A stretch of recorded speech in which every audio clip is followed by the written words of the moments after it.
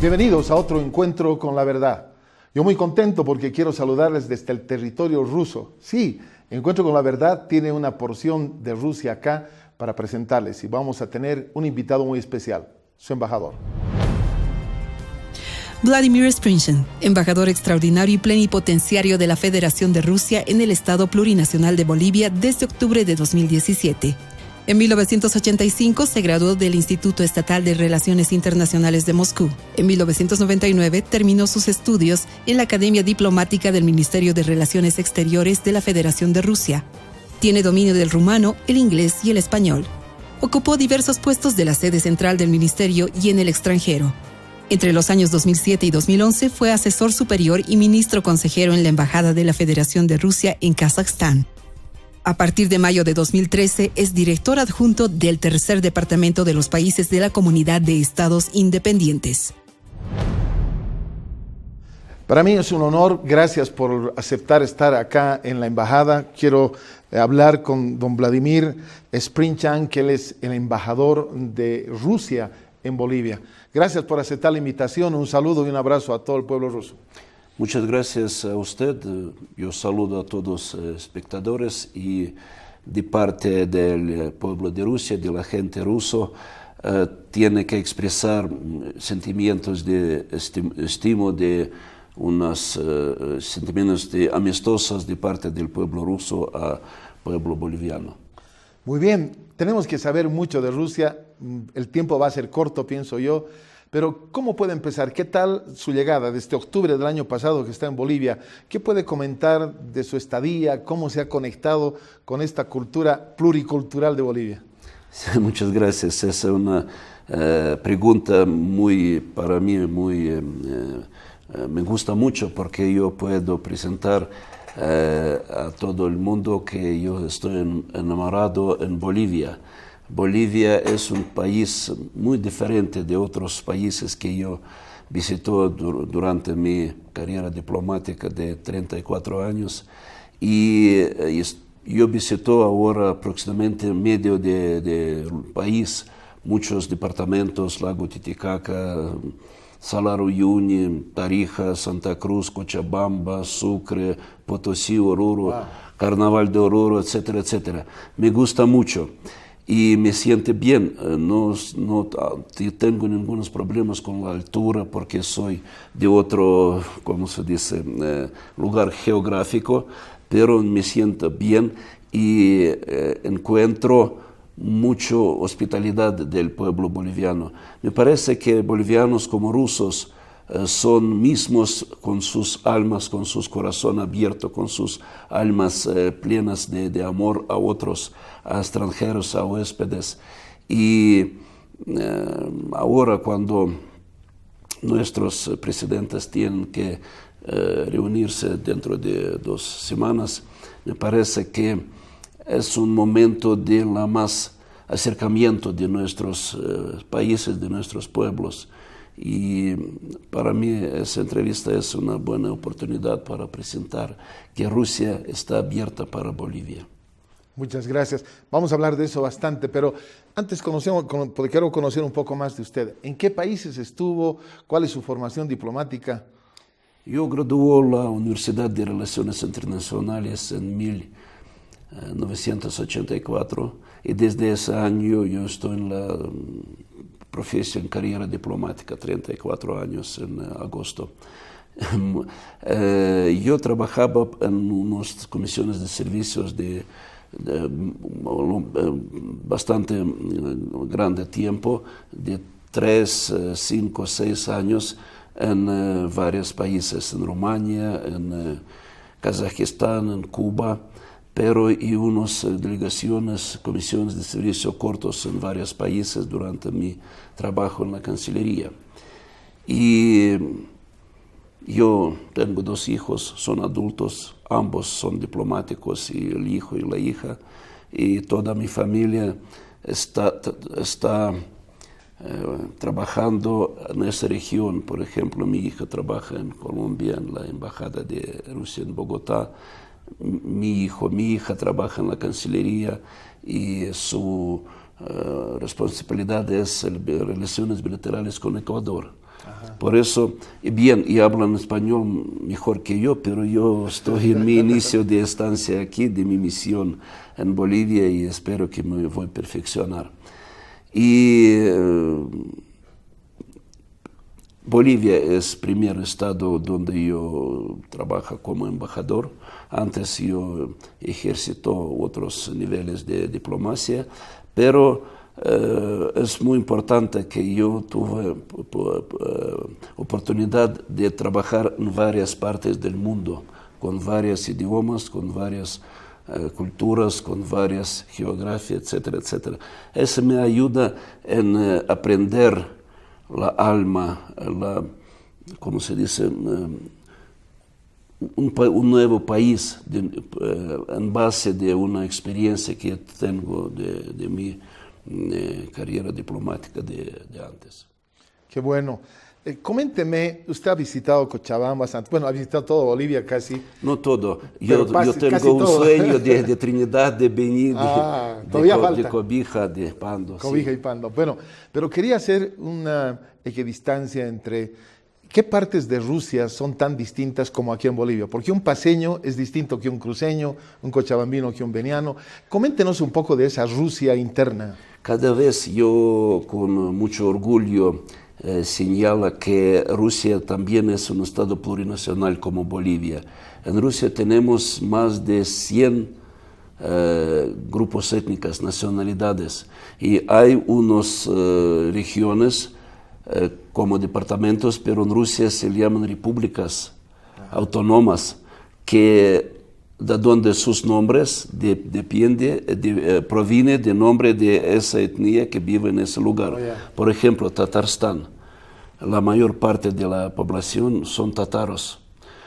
Bashkortostán, Yakutia, Buriatia, esas palabras son nombres de los grupos étnicos de Rusia, pero ese es el mismo nombre de esa república y tienen su constitución, tienen sus gobiernos, tienen sus parlamentos, además de política exterior y fuerzas armadas que son únicos para toda la Federación de Rusia. Pero cada región, no solamente esas repúblicas étnicas, pero todas las regiones de Rusia tienen su derecho de relaciones exteriores económicos, culturales, sin aprobación de Moscú, de la capital. ¿Son autónomas entonces? Autónomas, tienen autonomía bastante larga. Y se mantiene el Estado y hay leyes que se mantienen los idiomas. Se aprenden en la escuela 2 idiomas de esa zona y rusa. Se mantiene la cultura, costumbres nacionales, se mantiene historia, se mantiene traje, gastronomía. Es un apoyo de Estado, no es unas declaraciones, un apoyo material. Existe. Qué interesante eso, porque es mucho más profundo de lo que vivimos en Bolivia entonces. Sí, sí. Y me parece que la política para mantener su identidad nacional, histórico, es en el primer lugar, ocupa un lugar muy importante en la política interior del Estado y en Rusia también como en Bolivia. Y claro que hay una diferencia entre la gente de varias regiones, porque unos son musulmanos, otros son ortodoxos, terceros son de religión budismo, etcétera, etcétera. En Rusia, bien, la mayor parte ocupa iglesia ortodoxa, pero existe iglesia católica, iglesia judaísmo, budismo, musulmanos, etcétera, etcétera. Todos son tienen los mismos derechos, pero la mayor parte de rusos son ortodoxos. Ortodoxos, claro que sí. Ahora, coménteme, en el tema de las elecciones pasadas, estas repúblicas autonómicas votaron también para la presidencia, votan, participan todos, ¿cómo se organizan? Un ejemplo, tenemos en Rusia 146 millones de habitantes. Participaron en las elecciones en total y en Rusia y rusos afuera de Rusia, en extranjera, 65 millones. 65% de habitantes. Son 111 millones de votantes con derecho de voto. Ya. De esos 111 millones participaron en las elecciones 65%. No, 75 millones. Okay. De esos 65 millones votaron por el candidato para presidencia de Putin, 50. Ajá. 76% de votantes. Por eso no podría obtener esos resultados sin votación de todo el país. Y se celebraron elecciones presidenciales aquí en Bolivia, porque tenemos aquí ciudadanos rusos residentes, no son muchos, son un poquito más de 200, pero la mayor parte votó también, y no porque el embajador le apeló, le invitó a las urnas, porque la política de nuestro presidente Putin se ve en todo el mundo, que crece la autoridad de Rusia, crece su poder, crece su papel en las cosas internacionales. Por eso, entre otros candidatos, ocupó el primer lugar con una diferencia de 70% de votos, porque el segundo candidato obtuvo 6,7%, aproximadamente 7%. Ajá. Y 76% ganó Putin. Ajá. Ese es que su mantenimiento en la gente, en el pueblo, en el país es muy grande. Es muy grande. Señor embajador, quisiera que nos comente a todos los bolivianos cuál es la vivencia en Rusia, porque los medios de comunicación, especialmente en esta época, tienen sus tendencias, tienen su mirada, medias verdades y todo lo que usted sabe que sucede en el mundo de la comunicación. Por eso, de la fuente suya, que es embajador representando a Rusia, ¿cuál es el corazón, cuál es el palpitar, cómo es la sociedad rusa, cómo se está moviendo este tiempo? Tenemos aquí en Bolivia cientos de ex estudiantes bolivianos de Rusia, estudiantes de Rusia. Y hoy día yo hablo con uno de ellos que graduó una universidad de Rostov de agrícola, ¿sí? Y me dijo, Rusia tiene un alma que no se conoce de extranjeros. Existe unas palabras sobre alma rusa, ¿sí? que es conocida para extranjeros, ¿sí? Desconocida para extranjeros. Dice, ¿por qué Hitler no aprendió las lecturas de la guerra de 1812 de Napoleón, que se avanzó hasta el Moscú y después se retrasó con sus fuerzas destruidas? Y dentro de 100 años Hitler quería de nuevo ocupar nuestro país,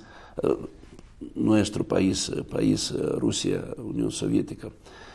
Hay unas lecturas históricas que Rusia no es posible ocupar, ganar. Es posible retrasar para acumular fuerzas y después empieza avanza de nuevo con nuevas fuerzas. Ese fue en la Segunda Guerra Mundial, fue en la Segunda Guerra Patria que hemos celebrado hace 20 días. Y aquí en Bolivia también muchas gracias a las autoridades que nos mantuvo y nos apoyó en celebrar una marcha del regimiento inmortal. Aquí en Bolivia, en La Paz, participaron más de 300 personas y la mayor parte de ellos fueron esos bolivianos ex vicarios que conocen nuestra historia, que conocen la vida de Rusia y me parece que esos bolivianos son un patrimonio común de Bolivia y de Rusia porque son bolivianos, trabajan aquí, pero pasan su estudiantil en Rusia, claro, cuando fueron jóvenes, y una parte de su corazón, de su alma, es aquí en Rusia, con, yo no sé, amigos rusos, muchachas rusos. Unos de ellos trajeron esposas rusas y gracias a esa situación, estado familiar, se mantienen sus familias y por los niños y nietos, la idioma rusa, cultura rusa. Nosotros hemos organizado aquí en la embajada unos eventos y con rusas y con ex vicarios, porque le gusta hablar ruso, le gusta recordar de Rusia porque pasó su juventud ahí. Qué bueno. ¿Por qué no nos comenta de la participación de Rusia, el acercamiento, las relaciones en este siglo XXI con América Latina? ¿Es verdad que estaban alejados? ¿Es verdad que ahora están más cerca? ¿Cuál es la situación verdadera? La situación es siguiente. Rusia ahora en unas situaciones bastante difíciles internacionales no busca, pero encuentra socios y aliados en otras partes, no en Europa, no en Estados Unidos, en Asia y en América Latina. Sobre América Latina yo tengo que señalar que Rusia tiene un gran interés para acercarse con América Latina, pero no con todo el continente, porque hay varios países con varios regímenes políticos, con varios presidentes o como se de izquierda o de derecha, etcétera, etcétera. Pero con cada país, Rusia busca su motivo, su razón, su tipo de contactos. Yo conozco que con Bolivia ahora nosotros no tenemos ninguna esfera donde no tenemos un interés común mutuo.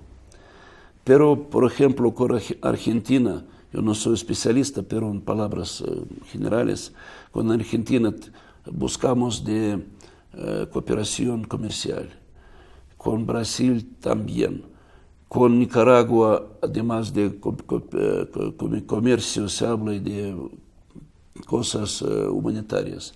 Con Venezuela tenemos unas cosas de mantenimiento, de un mutuo apoyo en cosas políticas. Ahora Bolivia, Rusia y China fueron entre primeros que felicitaron al nuevo presidente de Venezuela, Nicolás Maduro. Hay unos países que son nuestros aliados estratégicos. Hay unos países que son socios comerciales, económicos, pero con cada país Rusia elige ese modo de relación, de cooperación que puede ser recibido por otro país, por sus homólogos, por otro país. Nosotros no insistimos en cada país las mismas formas de cooperación. Buscamos en cada país varias formas. Qué importante todo lo que está hablando porque, como le digo, en esta guerra mediática es terrible encontrar la verdad, es difícil encontrar la verdad. Bueno, para cerrar esta primera parte quisiera que nos comente un poquito de la vida allá en Rusia. Mucho se habla de que no hay libertad, que sí hay libertad, que se puede hablar, que no se puede hablar. ¿Cómo es el estilo de vida en cuanto a la libre expresión? ¿Cómo se puede ver a Rusia desde esta distancia?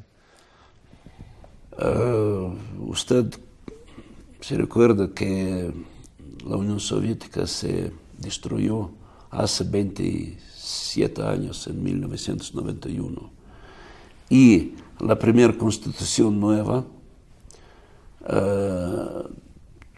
se cambia, no todo, pero unas cosas, unos puntos de la constitución del tiempo de la Unión Soviética con el papel principal del Partido Comunista no existe. Una prohibición de expresar su opinión abierto en la calle durante las marchas, desfiles, también existe. Pero como en cada estado, en cada país, tienen que recibir una aprobación de gobernación, de la alcaldía, para entender qué calles tienen que liberar para esa marcha, cuánta gente se espera, cuántos son objetivos de esa marcha, porque y en Rusia y en otros países se prohíben demostrar unas ideas de guerra, claro, unas ideas de racismo, unas ideas que confrontan esas ideas de guerra interétnica. Eso está prohibido. Racismo. Racismo, sí. Por eso no hay ninguna prohibiciones de marchar, de expresarse, pero hay unas reglas de seguir leyes que se prepararon para mantener la paz en el país, la paz entre hombres, entre la gente, entre gente. Sí, sobre libertad, tenemos oposición, tenemos partidos de oposición y hay en el Parlamento. No son oposiciones muy duros, pero cuando se analizan unos proyectos de leyes, existe un partido progubernamental que se llama la Rusia Unida, a quien líder es el primer ministro, jefe de gobierno, y hay otros 3 partidos que tienen en total una tercera parte de diputados en la Cámara Baja de nuestro parlamento, que se llama Duma Estatal, que participa en analizar. Y hay situaciones cuando unas leyes implican sus propuestas. Es normal, si son buenos para nuestra vida, para nuestro desarrollo, se utilizan y propuestas de la oposición, esa es. Y me parece que un parlamento, por ejemplo, sin partidos oposiciones, no es bastante constructivo. Claro. Tiene que ser varios puntos de vista y puede ser absolutamente diferentes, pero en esas discusiones se busca ¿cómo se dice?, centro positivo o una decisión positiva para el pueblo. Todos los partidos representan la gente que les elegidos y avanzados en el Parlamento.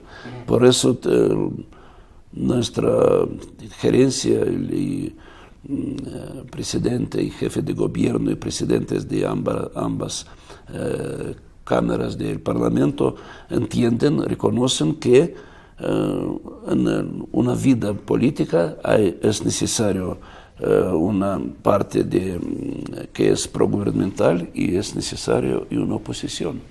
Eso es normal.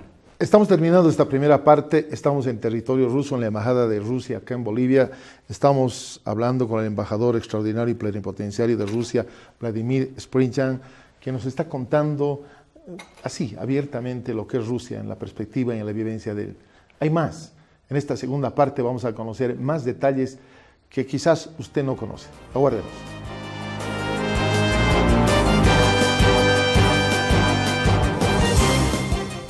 Bueno, estamos caminando con ustedes, Encuentro con la Verdad, segunda parte. Quiero invitarles a un tiempo muy extraordinario porque vamos a preguntar ¿Qué es del Partido Comunista que hace varios años atrás, como lo comentaba el señor embajador, perdió todo lo que tenía de hegemonía con la Unión Soviética? Rusia es de izquierda, es de derecha, es conservadora. ¿Qué es Rusia? Es muy importante lo que van a poder ustedes entender y conocer de la boca del embajador. ¿Cómo se puede definir esto?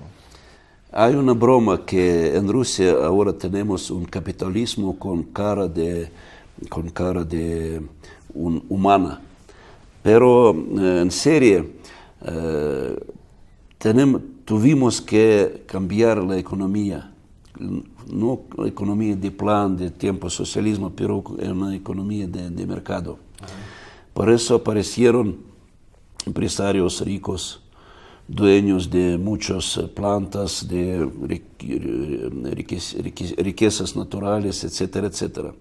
De otro lado, se mantienen mucho del tiempo de socialismo, de soviético, con asegurados sociales, con estudio de gratis, con buenos jubilados, sí, para adultos, para la gente de tercera edad, etcétera, etcétera. Por eso nosotros no estamos tan lejos del tiempo soviético, estamos 26 años, pasó solamente 26 años y hay una generación de aquel tiempo que está acostumbrado con esas posibilidades. Yo no creo que se va a cambiar dentro de 10 años porque esa es nuestra, ¿cómo se dice?, ideología en un sentido bueno, un cuidado de la gente. Con todo que nuestros empresarios tienen unas obligaciones, unas responsabilidades sociales ante de otra gente que no tiene esas posibilidades materiales. Y existe todavía el Partido Comunista del tiempo soviético, pero es muy pequeño. No hay líderes de aquel tiempo, pero hay líderes que en tiempo soviético fueron miembros del Partido Comunista, pero no fueron líderes. Y se cambian y ellos, porque tienen que acomodarse con nuevas condiciones. Y me parece que entre ellos, no me parece, estoy seguro, entre ellos fue de parte del Partido Comunista un candidato para el presidente de Rusia a las elecciones pasadas, marzo pasado, que es un millonario, un representante del Partido Comunista, un millonario. Esa es la realidad. Y son de oposición, me decía. El Partido Comunista un poco, ¿o no?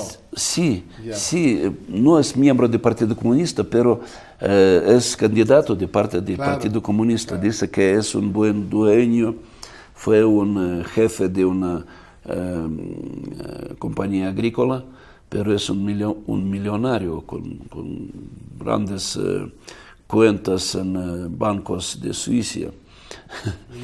Parece contrasentido, ¿no? Sí, porque comunistas fue todos iguales, sin enriquecer, etcétera, etcétera. Y ahora no se discuta en la sociedad qué dirección de política interior tiene Rusia. Rusia busca otros objetivos para desarrollar nuestro país, para crecer el nivel de la vida del pueblo, de la gente. No busca derecha, izquierda, busca sus relaciones con todo el mundo, independiente de interés común con cada uno país. Con China, por ejemplo, es un país muy grande, un poder vecino, tiene un papel muy importante en el mundo, en economía y en seguridad, y es nuestro socio, eso es bien. Tenemos que, ¿cómo se dice?, de nuevo restablecer relaciones con Europa, y hay buenas señales que los presidentes de los más grandes estados europeos como Alemania, como Francia, visitó hace unos días Rusia, participaron en unas negociaciones y el presidente de Francia fue un huésped especial al Foro Internacional Económico de San Petersburgo. Esa es que la política de Estados Unidos de sanciones que influencia y empresarios europeos no les gusta a europeos. Claro. Pierden dineros porque los Estados Unidos no le permite trabajar con Rusia. Eso no es bien. Y igualmente estamos listos de restablecer relaciones buenas con Estados Unidos, pero su presidente tal vez cambie su política y sus intenciones que nosotros no entendemos cómo y cuándo podemos contactar. En primer lugar, no quería felicitar a nuestro presidente con su victoria en las elecciones. Dentro de una semana envió un mensaje de felicitaciones. Dentro de una semana atacó Siria. Después invitó a nuestro presidente de visitar Washington para negociaciones. Después, esa situación con extradición de diplomáticos de Estados Unidos, 60 diplomáticos, es una cantidad muy grande. Diplomáticos son personas que ayudan a estados a establecer contactos, relaciones de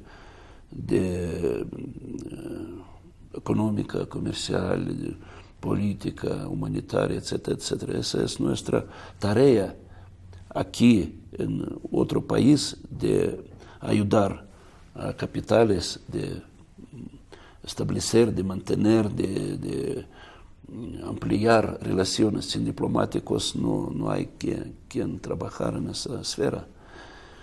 Esa es. Por eso mi presidente siempre señala que Rusia está lista de trabajar conjunto con Estados Unidos en problemas internacionales de seguridad, problemas de mercado internacional, etcétera, etcétera. Pero esperamos un señal que Washington es listo. No se puede trabajar cuando una parte está lista y otra no. Por supuesto. Y dígame, justamente en estas horas, cuando salga el programa, ya habrán pasado algunos días, hay el tema de este periodista que dijo que fue asesinado, pero en realidad era algo como para que tomen preso al que supuestamente iba a ser el asesino enviado por Rusia. O sea...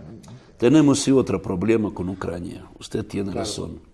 Ucrania es también un estado plurinacional. Hay ucranianos, hay rusos, hay búlgaros, alemanes, hebreos, etcétera, etcétera. La parte de oeste de Ucrania fue el territorio de Rusia, pero para crear una república unional más grande con poder económico, industrial, Rusia en 1922 otorgó, o como se dice, avanzó 3 departamentos, 3 regiones para Ucrania. Esa es de Donetsk, esa es de Lugansk, etcétera, etcétera. Allí viven la mayor parte de población son rusos y quisieran hablar ruso, quisieran tener relaciones con sus familias, con sus familiares, con sus parientes en Rusia, con sus amigos, pero la gerencia, usted sabe que en 2014 en Kiev se celebró un golpe de Estado.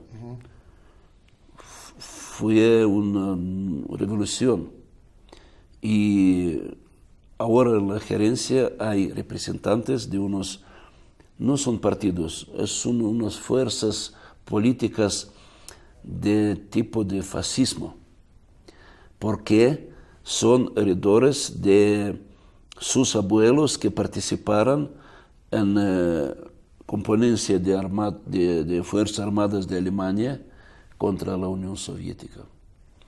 Y ese es de parte de de Ucrania, de Lvov, de otras partes de de Ucrania, quien son los más, ¿cómo se dice?, ruidos, con la mayor ruida en las plazas, en capital, y por eso no le permiten a la población de nacionalidad rusa hablar ruso. Puede pasar en Rusia a hablar rusa. Otros, nosotros tenemos esas autonomías étnicas en Rusia. En Ucrania no le permite. Por eso empezó, en primer lugar, unas contradicciones políticas, después empezó la guerra. Pero es una guerra civil entre ucranianos. Son ciudadanos ucranianos, no son rusos. Rusia no participa en ese conflicto. Es un conflicto ucraniano interior. Pero a los Estados Unidos, a unos estados europeos, le interesa mantener ese conflicto de parte del gobierno de Ucrania, porque dicen que rusos de Ucrania se mantienen por Rusia, por la Federación de Rusia, pero no hay ninguna prueba, no hay testigos, no hay nadie que Rusia participa. Ideológico, sí, nosotros somos los mismos pueblos. Claro. Y nuestra posición, nuestro punto de vista es que ellos tienen derecho de hablar ruso. Normal, los niños del jardín de niños, la escuela, tienen que aprender idioma ucraniano y rusa, pero la gente de edad de 40, 50 años no pueden aprender de nuevo nueva idioma. Y esa es la razón para no le permitir trabajar en varias esferas de economía, porque no conocen idioma estatal. Ese es el problema. Y en cada situación, las autoridades, y no solamente autoridades, servicios especiales, cadan raíces rusos en varios eventos, en varias acciones. Y ese es su ejemplo con ese periodista que ayer fue anunciado que fue asesinado, que fue matado. Hoy día es una provocación. Pero ese problema fue avanzado en las Naciones Unidas. Su primer ministro anunció que el culpa es de Rusia. Y hoy día no hay ninguna pruebas. Pruebas sí, está en vivo. Claro. Tenía una prueba de una rueda de prensa. Así. Se conoce. Pero esa persona no es ucraniano, es un periodista rusa de oposición.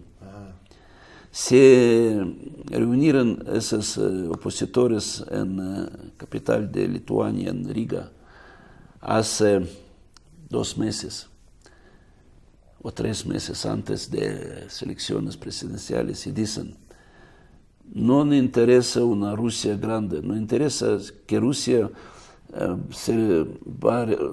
regresa al tiempo del siglo XVI, cuando fue 9 principatos. Y esos principatos siempre lucharon entre ellos y no se ocupa de política internacional de todo el mundo. Son rusos que quieren ganar su poder en Rusia y no le interesa Rusia única, Rusia sólida, Rusia grande. Ese periodista es de ese grupo de opositorio. Y la razón fue que porque es de oposición, servicios especiales de Rusia lo mataron con 3 tiros, en la espalda, pero fue un escenario, una provocación. Hay la misma como con situación con ex-espía Skripal. Pasó 3 meses, fue el 4 de marzo. Todavía no hay ni pruebas, ni testigos, habló su hija Yulia Skripal de ese espía solamente en no fue rueda de prensa, fue una presentación al un canal de televisión, y dijo, su idioma ruso fue como una traducción de inglés. Rusos no hablan de esa manera. Es una adulta, 25 años, es bastante desarrollado de hablar bien en ruso, pero hablaba como una traducción de inglés, en unas palabras que no utilizan rusos en vida normal. Dice que ahora me siento bien, pero yo no quiero contactar con diplomáticos rusos. Es posible que en próximo yo voy a regresar en mi país. Ya. ¿Qué fue? Fue envenenada. ¿Qué enfermo tuvo? ¿Qué tratamiento fue? Nadie. Por eso no se conoce. ¿Fue ese envenenamiento o no? Fue también me parece que una provocación, un escenario para tener un derecho de atacar Rusia en la esfera de más media, esfera ideológica, y después, dentro de un tiempo, se olvidó sobre ese caso de Skripal, apareció otro con armas químicas de Bashar al-Assad, presidente de Siria, con esos ataques misiles, pero ningún país no tiene derecho a atacar otro país sin permiso del Consejo de Seguridad o según la decisión del Juicio Internacional de la ONU. Varios eventos complejos que nos ayudan a aclarar y a poner el punto. Tengo pocos minutos para terminar y no puedo partir de este territorio sin hablar del Campeonato Mundial. ¿Cómo se sienten a pocos días de inaugurarse ese campeonato, la organización? ¿Cómo ha ido todo? ¿Cómo está Rusia esperando a tanta gente que se dirige a Rusia? Para nosotros es un orgullo que Rusia ganó posibilidad de ser anfitrión de Copa Mundial, porque ese es como un señal que Rusia es reconocida como un país que puede organizar un evento de muy alto nivel, como Juegos Olímpicos de 2014 en Sochi y ahora Copa Mundial. Pero para Rusia ese evento deportista no es solamente el deporte, es una buena oportunidad para presentar Rusia con todas sus caras, su cultura, su historia, su gastronomía, sus costumbres nacionales. Usted sabe que se van a celebrar partidos en 11 ciudades y se encuentran en varias partes de nuestro país. Del sur, Krasnodar, Rostov, Sochi; del norte, Nizhny Novgorod, Yaroslavl; de este, Kaliningrado; de oeste, Kazán, Saransk, y todas esas ciudades representan varias, como se dice, historia, cultura de nuestro país, como nosotros hablamos al inicio de nuestra entrevista, y representa varias culturas, varias naturaleza. Claro. Con todo que en todo el país es verano, pero parece otro. Por ejemplo, Kazán es el costa del río de Volga, y hay estepas. En Sochi, montañas. En Nizhny Novgorod es más al norte, es más fuerte el tiempo. No es frío, pero no es tan calor como en Volga, etcétera, etcétera. Ekaterinburgo, después de montañas, dentro de montañas de Ural, varias partes. Y el gobierno de Rusia tuvo una decisión el año pasado que todo el mundo, todos turistas extranjeros que tienen sus entradas para partidas de fútbol, no necesitan visados. Una entrada, estancia de 1 mes y medio y llegada de Rusia sin visados, en base de Fan ID, ese pasaporte de espectador en base de entradas, de boletos de vuelo y de pasaportes de extranjero legal. Una maravilla. Sí, Qué bueno. sí, para bolivianos son en más favorables condiciones porque tenemos un acuerdo intergubernamental de cambio de gente para 90 días sin visados. Y ¿Solo para el Mundial o siempre? siempre, Oh. siempre, sin unos eventos, como turistas, como huéspedes de amigos, como yo no sé, participantes de unos eventos, otros, no de mundial.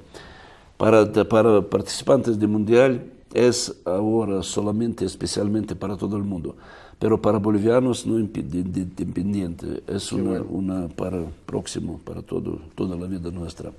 Y a base de ese Fan ID se puede visitar museos, teatros en esas ciudades donde se van a celebrar partidos de fútbol. Y usted sabe que si una persona tiene entradas en varios países, puede viajar de gratis en base de ese Fan ID también. Y yo conozco aquí bolivianos que tienen entradas para partidos en Rostov, al sur, y otros partidos en San Petersburgo. Es una distancia de 5.000 de kilómetros y puede pasar de gratis con trenes especiales para espectadores. Qué bueno. Están dando una buena acogida entonces a los fans que tienen su Fan ID. Bueno, yo quiero agradecerle muchísimo su tiempo. Le agradezco mucho, hemos aprendido demasiado, cosas que tenían en la nebulosa. No sé si quiere dirigirse de manera cortita en los pocos minutos que me queda a los bolivianos. ¿Qué les puede decir ustedes a los bolivianos desde la perspectiva de un hombre que está ya algunos meses en Bolivia? Muchas gracias para esa oportunidad de dirigirme a bolivianos. Los pueblos de Rusia y de Bolivia son pueblos amigos, pueblos hermanos. Y yo veo y hay muchos testigos que las almas y corazones de la gente de Bolivia y de Rusia son mismos. Por eso es muy fácil de acercarnos. Y yo veo aquí mucho atractivamiento a cultura rusa, a nuestro país, a nuestra historia. Se conoce mucho, se conoce nuestra literatura, nuestra cultura, y estamos esperando con Ministerio de Cultura y Turismo para preparar un convenio de inauguración de centros culturales, mutua inauguración en nuestras capitales que yo estoy seguro se van a convertir en un centro de culturas de nuestros países, de Rusia en Bolivia y de Bolivia en Moscú. Y además de eso, existen unos lazos de amistad que crearon bolivianos que estudiaron en Rusia, ex becarios profesionales de la antigua Unión Soviética y Rusia. Muchas gracias. Gracias a ustedes. Ha estado con nosotros en un tiempo especial el embajador, y quiero repetir, Vladimir Sprinchan, que hemos tenido un conocimiento íntimo de lo que pasa allá en Rusia. Gracias por la sintonía y hasta un próximo encuentro con la verdad.